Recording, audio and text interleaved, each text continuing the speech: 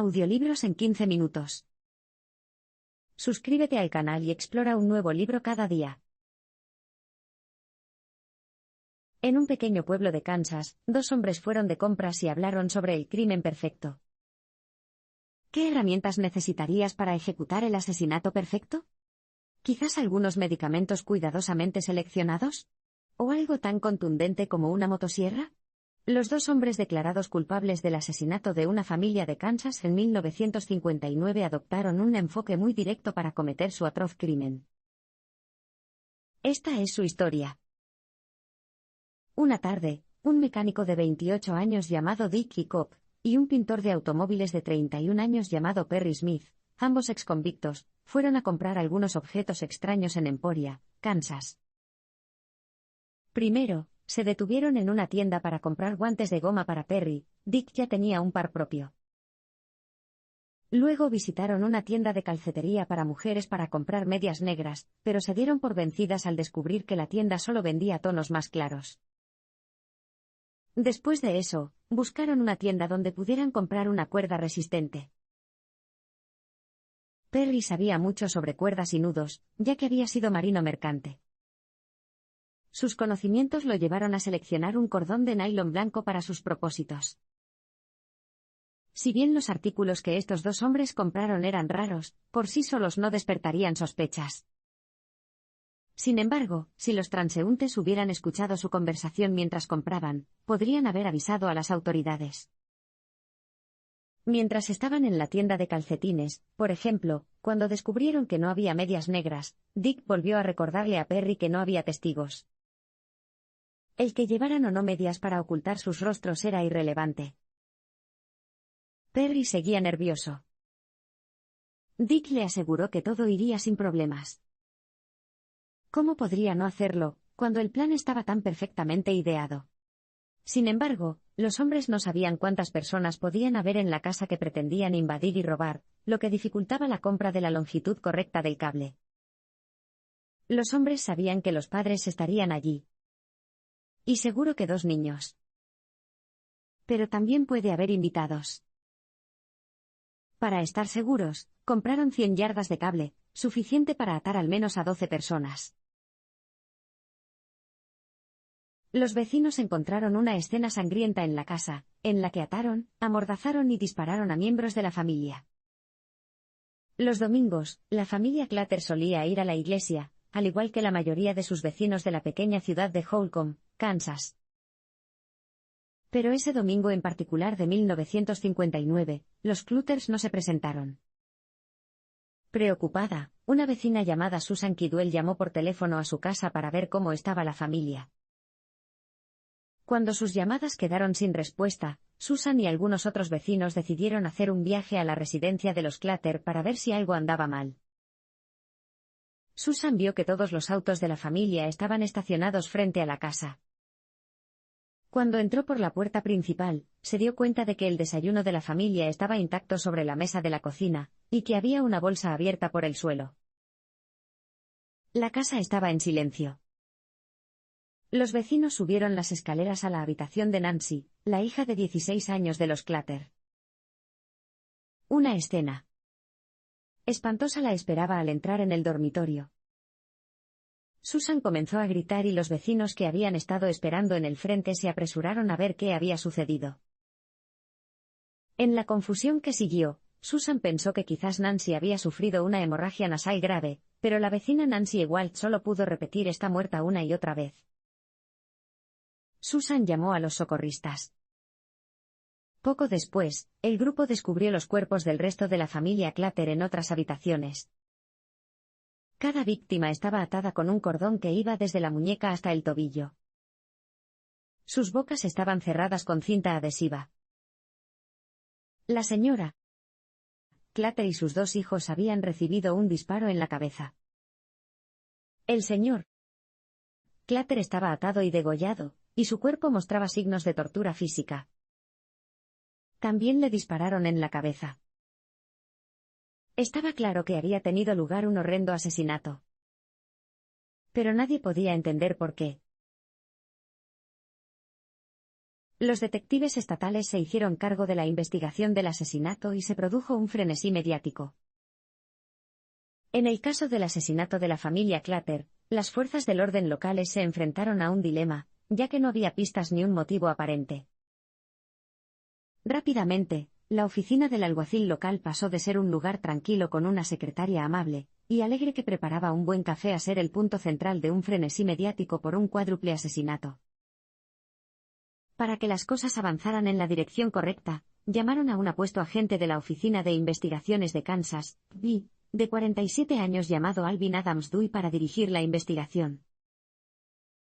La agencia tenía 19 detectives expertos, cualquiera de los cuales podía hacerse cargo de un caso que era demasiado complicado para las fuerzas del orden locales. Y este caso sin duda sería un desafío. Cuando finalmente se resolvió el caso, 18 oficiales estaban trabajando en él a tiempo completo. En la primera conferencia de prensa que organizó Dewey, se puso de manifiesto la dificultad de la tarea en cuestión. En la conferencia, Dewey explicó que había 4 víctimas, y que el caso se centró en determinar qué miembro de la familia era la víctima principal o prevista. Lógicamente hablando, las otras víctimas habrían sido asesinadas para eliminar a cualquier testigo. Pero descubrir a la víctima prevista estaba resultando difícil. Como el médico forense no pudo determinar la hora exacta de la muerte de las víctimas, los investigadores solo pudieron adivinar el orden en que se habían cometido los asesinatos. Básicamente, la policía no tenía ni idea de cómo empezar. Se pensó que un fantasma presente en la escena del crimen era el principal sospechoso, pero resultó ser solo un vagabundo. ¿Cómo reaccionaría al ver un fantasma en la escena de un crimen? Cuando el jardinero de los Clutter vio una aparición en la casa familiar, sorprendentemente mantuvo la calma. Más tarde, ese mismo diciembre, después de los asesinatos, el jardinero de los Clutter, Paul Helm, estaba podando árboles frente a la casa vacía de los Clutter. Los familiares tenían previsto vender la propiedad. Cuando Paul miró hacia una ventana, vio una figura fantasmal que retiraba la cortina y miraba hacia el jardín. Pero no podía estar seguro de lo que había visto. La tenue luz del invierno había oscurecido su visión, y mientras se protegía los ojos para reducir el resplandor y mirar más de cerca, la cortina se había caído y la figura había desaparecido. El jardinero cruzó rápidamente los campos de Holcomb para avisar al alguacil de que había alguien dentro de la casa de los Clutter. Al regresar momentos después, el alguacil, seguido por los investigadores de la FBI y el detective principal Dewey, estaban encantados de haber encontrado una pista en este desconcertante caso. Justo cuando los hombres armados estaban a punto de irrumpir por la puerta principal de los Clutter, un hombre salió. Desarreglado y de aspecto salvaje, el hombre tenía unos 30 y tantos años, y llevaba una pistola enfundada en la cadera. La policía registró su automóvil y encontró una escopeta calibre 12, junto con un cuchillo de caza en el maletero. Con esta evidencia, los investigadores consideraron que podían haber encontrado al asesino. El hombre se llamaba Jonathan Adrian, y la policía lo interrogó durante varias semanas. Al final, llegaron a la conclusión de que su principal sospechoso no era más que un curioso intruso. Un programa de radio recordó a un recluso una conversación que inspiró el crimen de Kansas. Afortunadamente para la policía, había una persona que podía darles una pista de lo que ocurrió en la casa de los Clutter ese domingo de 1959. El misterio que la policía parecía no poder resolver finalmente se desentrañó en la penitenciaría estatal de Kansas, de todos los lugares. Como no estaban avanzando en el caso, los investigadores decidieron ponerse en contacto con el público. El martes 17 de noviembre, la policía compartió detalles del caso, incluidos los nombres de las víctimas, en la radio después de las noticias de la noche. Un recluso llamado Floyd Wells estaba escuchando la radio esa noche, e inmediatamente reconoció el nombre de Clutter. Floyd también reconoció las descripciones de las personas que habían sido atadas, amordazadas y disparadas. De manera escalofriante, se dio cuenta de que sabía quién había cometido esos espeluznantes asesinatos.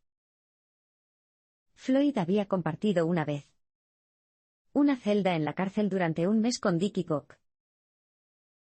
Le había contado a Dick lo del señor Clutter, para quien había trabajado una vez como peón. Floyd le dijo a Dick que el señor Clutter era un buen empleador y, lo que es más importante, un hombre rico. Dick le pidió a Floyd que le contara todo lo que sabía sobre los Clutters, y Floyd mencionó que el señor Clutter guardaba su dinero en una caja fuerte. Floyd sabía que debía compartir la información que tenía, pero tenía miedo. Delatar a un antiguo recluso es un asunto complicado. En la cárcel, hablar con el alcaide se considera alta traición, y podría causar problemas si otros reclusos se enteran de ello. Floyd habló con otro recluso, que resultó ser religioso, sobre lo que sabía. El recluso le dijo que debía decir la verdad, pero que lo hiciera desapercibido. Los dos hombres lograron convencer al subdirector de que enviara a Floyd a hablar con el alcaide con un pretexto inocuo. Solo entonces Floyd podría divulgar sus conocimientos y ningún otro recluso lo sabría. Perry era una persona complicada con un pasado accidentado, a quien Dick veía como un asesino nato. Entonces, si Dick fue quien se enteró de las riquezas de la familia Clutter, ¿cómo se involucró Perry exactamente en el plan? El dúo se conocía desde su época como compañeros de celda en la penitenciaría estatal de Kansas. Inicialmente, Dick no tenía una opinión particularmente buena de Perry, pero esto cambió cuando se enteró de que Perry había matado a golpes a un hombre con una cadena de bicicleta. Esta historia impresionó a Dick y rápidamente lo convenció de que había encontrado a un asesino natural, una persona cuerda que carecía totalmente de conciencia. Creía que podía explotar este rasgo en Perry para su propio beneficio. Tan pronto como ambos salieron de la cárcel, Dick invitó a Perry a ir a Kansas para lograr la puntuación perfecta. Pero, de hecho, el pasado asesino de Perry era pura ficción. Había inventado la historia para ganarse la amistad y el respeto de Dick. Mientras estaba en prisión, Perry también se hizo amigo de un recluso llamado Willie J., el empleado del capellán de la prisión. Después de haber sido abusado de niño, Perry ansiaba la amistad y se sentía halagado de que Willie J. pareciera ver potencial artístico en él. Perry llegó a admirar profundamente a Willie J., considerándolo un alma gemela. A pesar de que Dick le había pedido a Perry que fuera a Kansas, Perry hizo el viaje para ver a Willie J., quien sabía que estaba a punto de salir en libertad condicional. Pero cuando Perry llegó, descubrió que Willie J. había dejado la ciudad solo 5 horas antes. Sin nada más que hacer, decidió reunirse con Dick y luego accedió a participar en el atraco de Clutter. Tras el crimen, los asesinos huyeron del país. Perry siempre había soñado con bucear en busca de un tesoro en la costa de México, y, aunque dudaba de la sensatez del plan, Dick permitió que Perry cumpliera sus ingenuas fantasías. Perry siguió las noticias del caso mientras viajaban hacia el sur, pero nunca pareció mostrar ningún signo de remordimiento real. Al leer sobre el gran funeral que se celebró para la familia Clutter, por ejemplo, la única reacción de Perry fue maravillarse por el tamaño y el costo de tal evento. Un vendedor ambulante ofreció llevar a los dos asesinos en Nebraska, pero fue salvado por un giro del destino. Ser vendedor ambulante no es necesariamente un trabajo emocionante, pero eso depende de las personas que recojas mientras viajas. Por ejemplo, tu próximo autostopista podría ser un forajido. Esto es exactamente lo que le pasó al señor Bell, un vendedor ambulante que se dirigía a Omaha, Nebraska. Al final de un largo viaje, el señor Bell vio a dos autostopistas parados a un lado de la carretera. Parecían bastante agradables, y estaba contento de tener compañía para el viaje. Dejó subir a los dos hombres a su auto. Los autostopistas se presentaron como Dick y Perry, y el señor Bell dijo que los llevaría hasta Omaha. Pero lo que no sabía era que sus nuevos compañeros de viaje eran delincuentes prófugos y que pretendían convertir al señor Bell en su próxima víctima. El plan era que Perry estrangulara al señor Bell con un cinturón.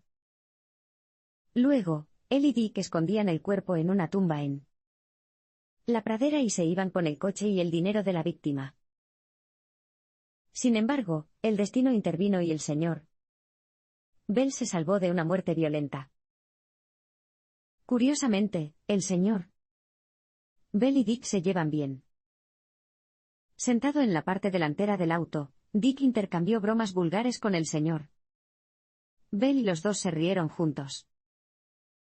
Mientras tanto, Perry se sentó con impaciencia en el asiento trasero y esperó a que sonara su señal. Los hombres habían decidido que cuando Dick dijera, «Perry, pásame una cerilla», Perry estrangularía al Sr. Bell con el cinturón mientras Dick cogía el volante. Pero a Dick le gustaba demasiado bromear. Cuando finalmente estuvo listo para hacerle la señal a Perry, el Sr.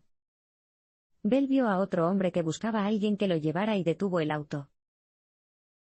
Con otra persona en el coche, los asesinos tuvieron que abandonar su plan. Los asesinos finalmente fueron acorralados después de cometer el error de regresar a Kansas para una estafa. A menudo se dice que cuando se caza a delincuentes, solo hay que esperar a que cometan un error. En diciembre de 1959, el dúo asesino tomó la decisión aparentemente imprudente de regresar a Kansas, su estado natal, y el lugar donde habían cometido el crimen. Volvieron a la vieja costumbre de Dick de estafar, que lo había ocupado antes de los asesinatos de Clutter. Dick hablaba con fluidez y, como parte de su trabajo, se ganaba rápidamente la confianza de un comerciante antes de hacer una serie de compras costosas, y luego fingir que había olvidado su cartera. Luego convencía al comerciante de que aceptara un cheque en blanco, que, por supuesto, nunca se pagaría. Sin embargo, durante una estafa, el dueño de la tienda comenzó a sospechar, y anotó el número de matrícula del Chevrolet en el que se marcharon los dos hombres. Llamó a la policía para describir tanto a Perry como a Dick. Finalmente, las autoridades tenían una pista en los asesinatos de Clutter. La policía localizó al dúo hasta Las Vegas y, el 30 de diciembre de 1959, dos agentes de policía, al reconocer el Chevrolet y encontrar una matrícula que coincidía, detuvieron a los dos hombres. Pero probar que Perry y Dick son culpables de los asesinatos de Clutter, con tan pocas pruebas, no sería tarea fácil. El detective Dewey voló a Las Vegas para interrogar a los sospechosos. Centró su atención en Dick, el más hablador de los dos hombres. Para asustarlo, Dewey señaló la existencia de un testigo indirecto de las intenciones criminales de Dick, el recluso Floyd Wells. Pero aún más incriminatorias fueron dos huellas encontradas en la escena del crimen, huellas que coincidían perfectamente con las botas que Dick y Perry aún llevaban puestas cuando fueron arrestados. No pasó mucho tiempo antes de que Dick admitiera que había sido cómplice de los asesinatos que Perry cometió. Un jurado de Kansas deliberó durante solo 45 minutos antes de condenar a muerte a los dos hombres y, en 1965, tras un largo período en espera de ejecución, ambos fueron ejecutados en la horca. Al enterarse de que no había ninguna caja fuerte escondida en la casa de los Clutter, ni riquezas que robar, Perry comenzó la matanza. Entonces, ¿qué pasó ese fatídico domingo en Holcomb, Kansas? Después de que Dick admitiera ante los investigadores su complicidad en los asesinatos, Perry ofreció una confesión asombrosamente detallada de los hechos de su ola de asesinatos.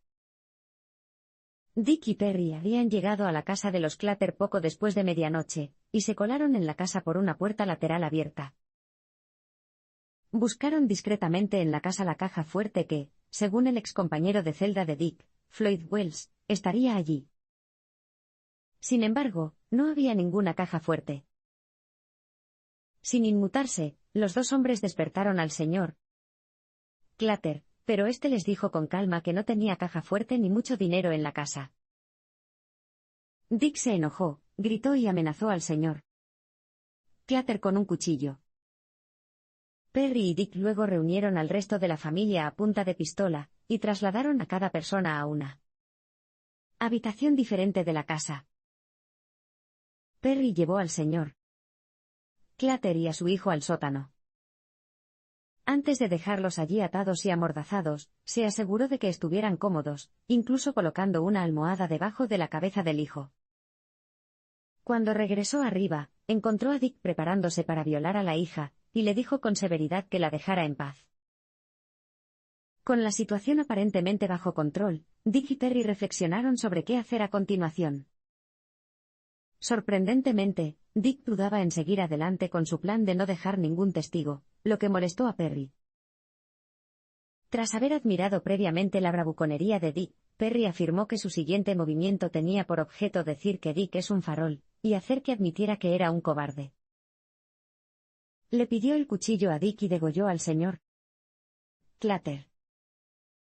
En ese momento, el señor Clutter pareció entender lo que le esperaba a su familia y comenzó a luchar furiosamente, casi liberándose hasta que Perry lo mató con un disparo de escopeta en la cabeza. Uno por uno, los otros miembros de la familia también fueron fusilados, aunque en su confesión Perry fue ambiguo sobre quién mató a Nancy y a la señora Clutter. Mientras los asesinos caminaban hacia su automóvil con unos cuantos dólares en efectivo, un par de binoculares y una pequeña radio portátil, Perry se dio cuenta de que también debía matar a Dick. Después de todo, no podía haber testigos. Sin embargo, por la razón que sea, no mató a su compañero. Los dos subieron al auto y se marcharon por la noche.